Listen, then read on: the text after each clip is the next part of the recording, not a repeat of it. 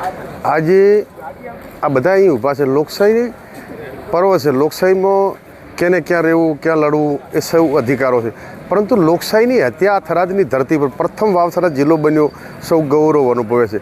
પરંતુ આજે જ્યારે કાયદા વિરુદ્ધની વાતો અધિકારીઓને, ચૂંટણી અધિકારીને હું મળ્યો, એમને કીધું કે તમે કાયદો એવું કહે છે કે પ્રથમ ફોર્મ ભરેલું હોય એ માની રાખવું પડે, તો પ્રથમ ફોર્મ જે ભરેલું છે એ કોંગ્રેસ પાર્ટીનું છે, આમ આદમી પાર્ટીમાં પણ પ્રથમ ફોર્મ ભરેલું છે, માની રાખો।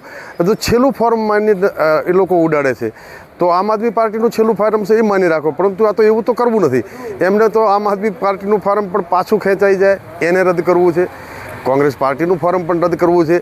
કાયદો એવું કહે છે કે પ્રથમ ફોર્મ આમ આદમી પાર્ટીનું હોય, ભાજપનું હોય કે કોંગ્રેસનું હોય, તો કોંગ્રેસનું અમારું 2 વાગે ફોર્મ ભરાયેલું છે, આમ આદમી પાર્ટીનું પણ પ્રથમ ફોર્મ ભરાયેલું, તો એમને આમ આદમી પાર્ટીનું જો છેલ્લું ફોર્મ ભરાયેલું છે મોડું એ રદ કરવાનું થતું હોય તો ભાજપનું પણ છેલ્લું ફોર્મ ભરાયેલું છે રદ કરવું જોઈએ।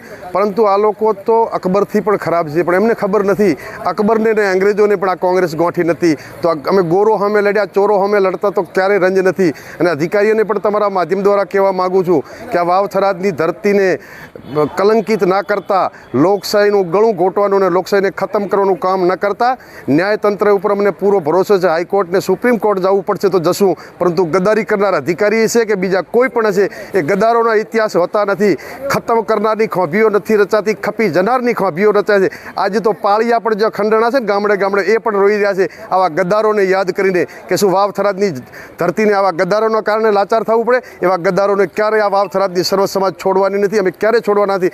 હાઈકોર્ટ જવું પડે, સુપ્રીમ કોર્ટ જવું પડે, કાયદા વિરુદ્ધ કોઈ પણ નિર્ણય અધિકારીઓ લેશે તો એ અધિકારીઓને રોતો પણ નહીં આવડે, એમને એમની નોકરી અમે ખાઈ જશું, એમનું એને ધ્યાન રાખવું પડે।